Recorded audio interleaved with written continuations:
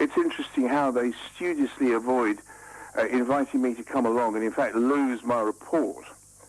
But then, at the end of the day, after the city lobbyists have been able to get in there and make their, lobby the various members of the committee and suggest ways of dealing with things, we eventually come out with this proposal, which is, okay, because everyone's been talking, everybody in the press, the media's been saying, this organised criminality has got to be dealt with. This organised criminality, though, Rowan, just remind us, what links have you made between the behaviour of the banks, I mean, particularly over the money laundering we heard about earlier on, HSBC, and the LIBOR fraud, which went across many banks? In what way is that, and the behaviour after that, in any way identical to an organised criminal enterprise, as you said? All you have to do, I mean, I can't quote them off the top of my head, but all you have to do is apply any of the standard tests or definitions of organised crime. And when I put my report into the commission, I quoted 4 different definitions of organised crime: one from Australia, one from America, one from Europe, and one from the UK, about ongoing enterprises where 2 or more people come together to make money out of using criminal methods in an ongoing process where the ultimate end game is to make criminal profits for themselves. I mean, that's a general sort of bringing together of all the. But however you submit the definitions, and then you look at what's been going on in the city, whether it's in the PPI mis-selling, or this dreadful phrase mis-selling, this PPI fraud, whether it's in the use of setting like HSBC setting up money laundering operations in Mexico, whether it's in the gross manipulation of the LIBOR market.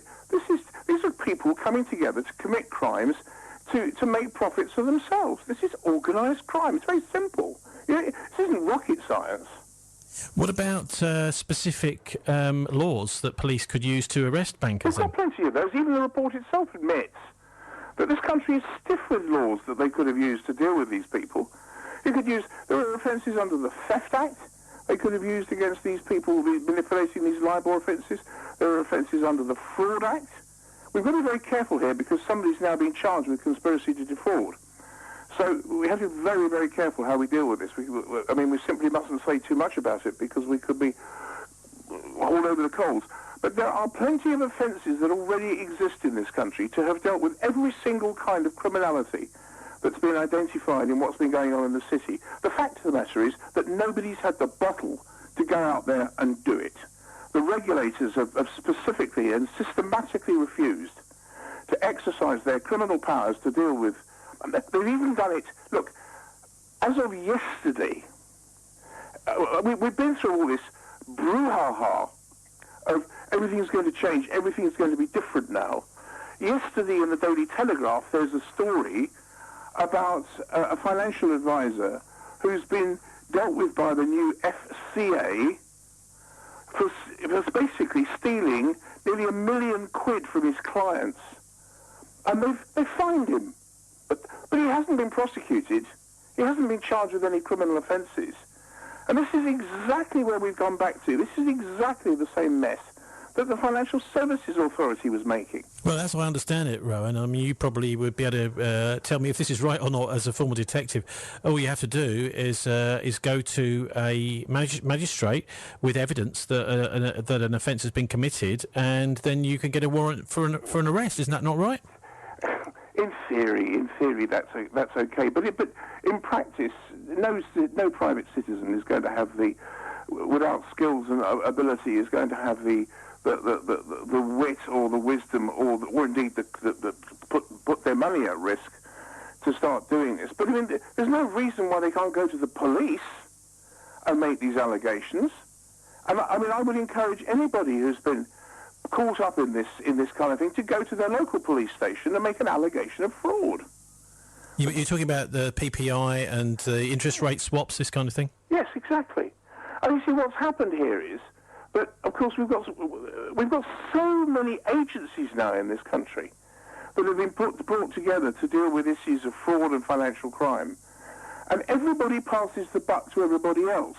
Well, that's exactly what the guy was saying from Cumbria, wasn't it, about the Care Quality Commission, that there was so many players on the field, it was impossible to actually get anything done. Well, that's part of the problem that exists in this country, whether we're dealing with financial crime, whether we're dealing with issues like this Care Quality Commission. I mean, there's on Newsnight last night, or on one of the television programs last night, they were wittering on about, how are we going to deal with anything? What are there any charges that we could bring against these people in the Care Quality Commission? I would submit there's a perfectly fine charge that exists in English criminal law. There's an offence called affecting a public mischief. And they could bring an investigation, not saying they would necessarily bring charges, but they could investigate. Just listen to this. This is the definition of a public mischief. A person is guilty of a public nuisance. A public nuisance who does an act not warranted by law, or B, omits to discharge a legal duty if the effect of the act or omission is to endanger the life, health, property, morals, or comfort of the public, or to obstruct the public in the exercise or employment of rights common to all Her Majesty's subjects. Now, I would submit to you that it wouldn't take you don't need to be a rocket science genius to be able to go and investigate what was going on. When people start covering up reports that have been put in showing that concerns are being raised, I would have no personal qualm about making an investigation into that to see whether there's enough evidence to submit a charge of affecting a public nuisance. Well, it's always easy to lay blame in these sorts of cases, but isn't it the fact, Rowan, that actually the problem here is largely with the police? I mean, we saw, for example, with the phone hacking scandal, that it took many, many years, actually, from the police having the evidence of this phone hacking for it ever to reach such a public furore in the press for them to press charges. I'm not going to try and defend what the police did over the phone hacking case. What was going on there was frankly, I mean, we've got to be careful because there are charges pending on this. I'm not proud of how my former colleagues handle that, and I'm not going to try and pretend I am. And it certainly demonstrated that there was a lot of unhappy activity, and I won't put it any higher than that, going on inside there, because the relationship between policemen and newspaper moguls and God knows what else. I'm not proud of that. That doesn't mean to say that there aren't police agencies in this country who don't have the morality and the wit and the ability to be able to deal with these kinds of fraud cases.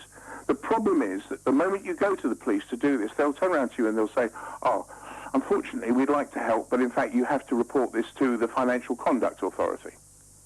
And that's what's going to happen.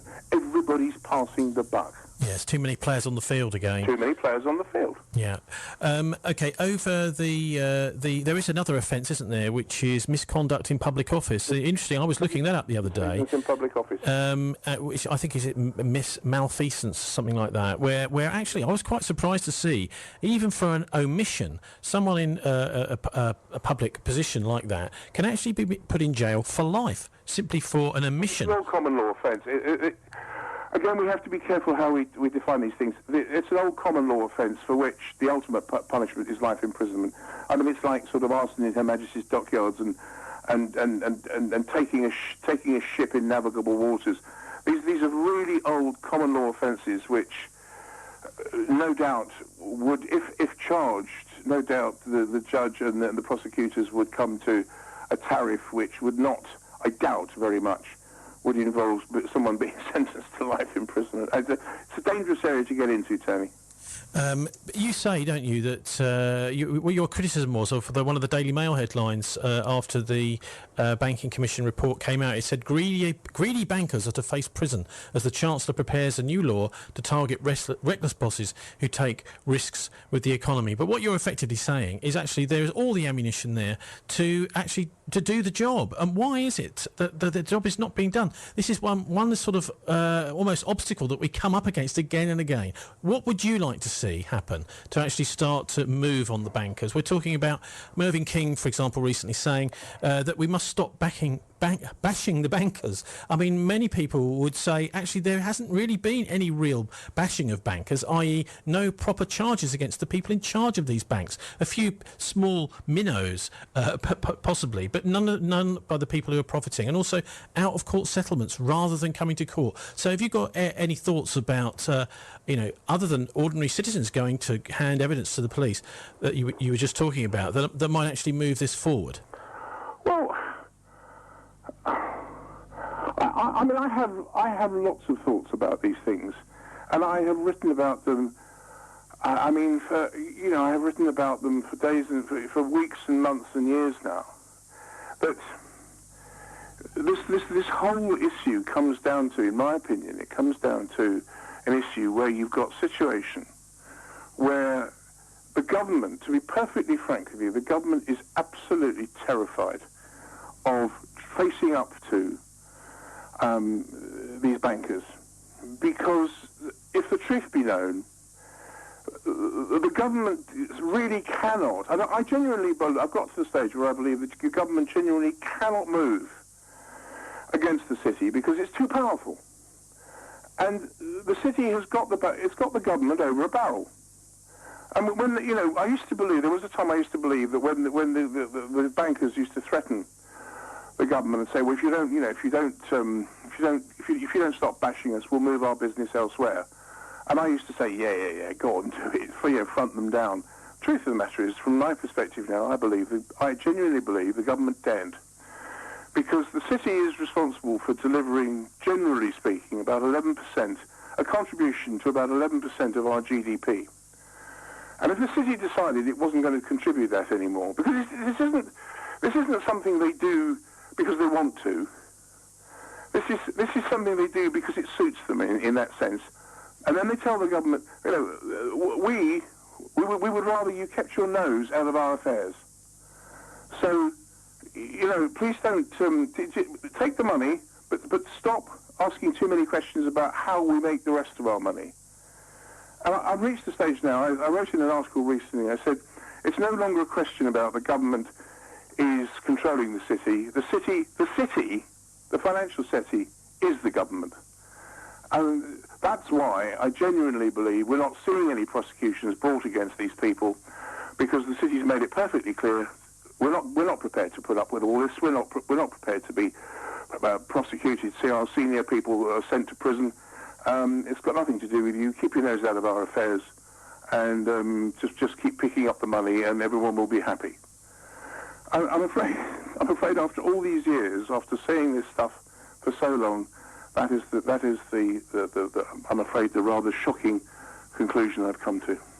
Well, Rowan Bosworth-Davies, your website is Rowans-blog. That's ROWANS-blog.blogspot.co.uk. Thanks very much for joining us on Drive Time this evening. Nice to talk to you. Drive Time on BCFM 93.2. Well, would you like to comment on that, Martin? That was pretty shocking hearing from a former detective from Scotland Yard that actually the city is the government. I mean, what are we voting for? Well, I mean, Peter Galbraith, who's J.K. Galbraith's son in the US, has been pushing very hard for prosecutions on Wall Street. And if the political situation is such that they can't be prosecuted, you know how this is going to play out. The stuff they're doing is so silly, they're going to crash the world economy. The banks will collapse, they will walk away with the loot, we will pick up the pieces. And at the end of all of that, after we've had, civil war in Syria, breaking out, civil war in Britain, civil war in Venezuela, civil war in Brazil, civil war in Turkey, lots of people will die, and at the end of that, lots of bankers will be dead too. That's what it's going to be like.